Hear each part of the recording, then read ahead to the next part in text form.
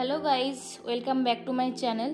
Welcome বলবো না কি বলবো, কি বলে আজকে ইন্ট্রো নেবো আমি বুঝতেই পারছি না। আজকে ভিডিওটা একদম অন্যরকম হতে চলেছে, কোনো ব্লগ ভিডিও বা হাসির ভিডিও নয়। তোমরা নিশ্চয়ই দেখে বুঝতে পারছো আমি একটা পুরো বাড়ি দেখাচ্ছি, যেটা দুতলা বাড়ি, আর যেটার কিছুটা অংশ ভেঙে পড়েছে, যেটা ভেঙেই আমাদের কতটা ক্ষতি করে দিয়েছে। একটা ভয়ঙ্কর বিকেলের ঘটনা তোমাদের সাথে শেয়ার করবো, মানে মরতে মরতে বেঁচে গেছি যেটাকে বলে আর কি। মানে প্রথমে তো ভেবেছিলাম ভূমিকম্প হয়েছে, তো যাই হোক তোমাদেরকে পুরো ঘটনাটা বলি। দেখো, প্রথমে বলি যে সবার ফ্যামিলিতে কিন্তু এরকম একটা করে ডেঞ্জারাস ফ্যামিলির লোক আশেপাশে থাকি, পাড়া প্রতিবেশীতেই হোক বা ফ্যামিলির লোকই হোক, এরকম থাকে যারা ভালো মানুষদের ক্ষতি করে। ঠিক তেমনই আমাদের পাশের বাড়িতে এরকম কয়েকজন আছে যারা আমাদের সম্পর্কে কাকু হয়, তাদেরকে বলতে এখন ঘেন্না করে কাকুটা। যাই হোক, যারা চায় আমাদের ক্ষতি হোক আর আমরা মরে যাই, সেই জ্ঞান হওয়ার পর থেকে কিন্তু আমি এটা দেখে আসছি। এটা নতুন কিছু নয়, এটা মানে আমাদেরকে ওষুধ বিশুধ কালা জাদু তন্ত্র মন্ত্র করে একদম শ্মশানে নিয়ে যাওয়া তারা একদম প্ল্যান করে ফেলেছিল। যাই হোক, পারেনি। তো এইটা একদম লিমিট ক্রস করে গেছে। অনেক দিন থেকেই আমরা বলে আসছিলাম এই বাড়িটা ভাঙার কথা, কারণ বাড়িটা পুরনো বাড়ি, অনেকদিন থেকেই হেলে পড়েছে, মানে হেলে গেছিলো। আমরা বলেইছিলাম যে এটা কিন্তু যে কোনো সময়ে যে কারোর ঘাড়ে পড়তে পারে, মানুষের মানে অবস্থা খারাপ হয়ে যেতে পারে। তো তোমরা দেখতে পাচ্ছ এইটুকু অংশ পড়ে গিয়ে আমাদের জলের পাইপ বলো, তারপরে ছাদের যে এসির যে ইয়েটা থাকে বাইরের অংশটা, তারপরে আমাদের জানলা দেওয়ালের যে কতটা ক্ষতি হয়েছে। এই যে নতুন বাড়ির জানলাটার পেছনটাতে পুরো একটা ইটের যে গাঁথনি সেটা পুরো এসে লেগেছে।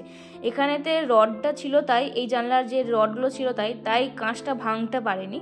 তো নাহলে কিন্তু পুরো কাঁচ ভেঙে যেত, আর আমাদের ডাইনিংয়ের কাঁচগুলোও সব ভেঙে যেত। তো যাই হোক, প্রথমে কি বলতো, আমরা দুপুরবেলা যেমন ঘুমাচ্ছিলাম, হঠাৎ করে এমন বীভৎস আওয়াজ, শব্দ, মানে কি বলবো, চিন্তা করা যাবে না। প্রথমে তো আমরা ঘুম থেকে তো পুরো উঠেই গেছি, উঠে আমরা প্রথমে স্তব্ধ হয়ে বসে পড়েছিলাম কিছুক্ষণের জন্য যে কি হলো ব্যাপারটা। তারপরে ছুটে গিয়ে বাইরে চলে গেছিলাম, ভেবেছিলাম হয়তো ভূমিকম্প হচ্ছে, তার জন্য ছুটে চলে গেছিলাম। তারপরে দেখতে পেলাম চারিদিক ধোঁয়ায় সে একদম সাদা হয়ে গেছে, ধুলোয় চারিদিক কিছু দেখা যাচ্ছে না। তারপরে আস্তে আস্তে যখন ধুলোটা কাটলো তখন বুঝলাম যে এই অবস্থা। তো এইটা দেখে কিন্তু আমাদের পাড়ার প্রতিবেশী সবাই চলে এসেছিলো, জ্বর হয়ে গেছিলো, চেঁচামেচি হই হুল্লোড়, সবাইকে সাবধান করা হলো, সতর্ক করা হলো যে এদিক দিয়ে কেউ যেও না বা আসিও না, যখন তখন পড়ে যেতে পারে। পুরোটা হেলে গেছে, কিন্তু এটা যাদের বাড়ি তারা কিন্তু এক মুহূর্তের জন্য বাইরেটায় আসেনি, মানে তারা এতটাই জঘন্য পর্যায়ে চলে গেছে। তারা তো মানুষ বলবোই না, তারা মানুষরূপী মানে ড্যাশ, এখানে তো আর কিছু বলা যাবে না। তো আমি কোনোদিনই চাইনি যে আমি সোশ্যাল মিডিয়ায় আমাদের পাড়া প্রতিবেশী বা আমার ফ্যামিলিকে টেনে আনবো, বা আমাদের যে খারাপ নোংরা দিকগুলো হয় সেগুলো তুলে আনবো। আমি সবসময় ভালো জিনিসটাকে দেখানোর চেষ্টা করে থাকি, কিন্তু এটা লিমিট ক্রস করে গেছে, এটা আমরা পারলাম না। আর চুপ থাকতে না পেরে আমাকে এই সোশ্যাল মিডিয়ায় আসতে হলো, সোশ্যাল মিডিয়ায় এসব তুলে ধরতে হলো। বিশ্বাস করো, আমরা বহুদিন আগে থেকে বলেছিলাম ঘর ভাঙার কথা, কারণ পুরনো বাড়ি বুঝতে পারছো যখন তখন তো ভেঙে পড়তে পারে না, যেহেতু সামনে রাস্তা আর পাশেই হচ্ছে আমাদের বাড়ি। কিন্তু কোনো কথা তারা পাত্তা দেয়নি, ফলস্বরূপ যেটা কাল আমাদের মানে হলো আমাদের সাথে বিকেলবেলাতে, সেটা কি আমাদের মেনে নেওয়া সম্ভব? ছবি আর ভিডিও দেখে নিশ্চয়ই বুঝতে পারছো আমাদের কতটা ক্ষতি করেছে। দেওয়াল, জানলা, পাইপ, মানে যাচ্ছে তাই অবস্থা।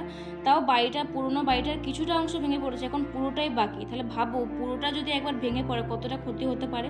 যখন তখন তো ভেঙে যেতে পারে, রাস্তায় মানুষের যাতায়াতের তো শেষ নেই। যদি কারোর কিছু হয়, ঠাকুর না করুক, তবুও বলা তো যায় না, তখন কে দায়টা নেবে? তারা তো বাড়ি থেকেই বেরোচ্ছে না। তাহলে তোমরাই বলো, ওদের কি উচিত নয় বড়সড় কোনো ক্ষতি হওয়ার আগে লোক লাগিয়ে ঘরটা ভেঙে ফেলার ব্যবস্থা করা? এমনকি দেখো, একটা বড় কাঁঠাল গাছ পর্যন্ত লাগিয়েছে, যেটা জানে ঝড় জল হলে আমাদের বাড়িতে কতটা ধাক্কা মারে। এমনকি সেটা না করে, না ভেঙে জুতো ঝুলিয়ে রেখেছে, মানে আমাদেরকে দেখাচ্ছে আর কি এরকম ব্যাপার। সারা জীবন ক্ষতি করেছে, সারা জীবনটা ওষুধ বিশুধ তন্ত্র মন্ত্র করে, কালা জাদু করে আমাদেরকে পুরো শ্মশানে নিয়ে যাওয়ার ব্যবস্থা করেছে। এখনও রীতিমতো এসব করে বেড়াচ্ছে। তা তোমরাই বলো, এর থেকে আমরা কিভাবে মুক্তি পাবো, কিভাবে রেহাই পাবো? তোমরা প্লিজ জানাও।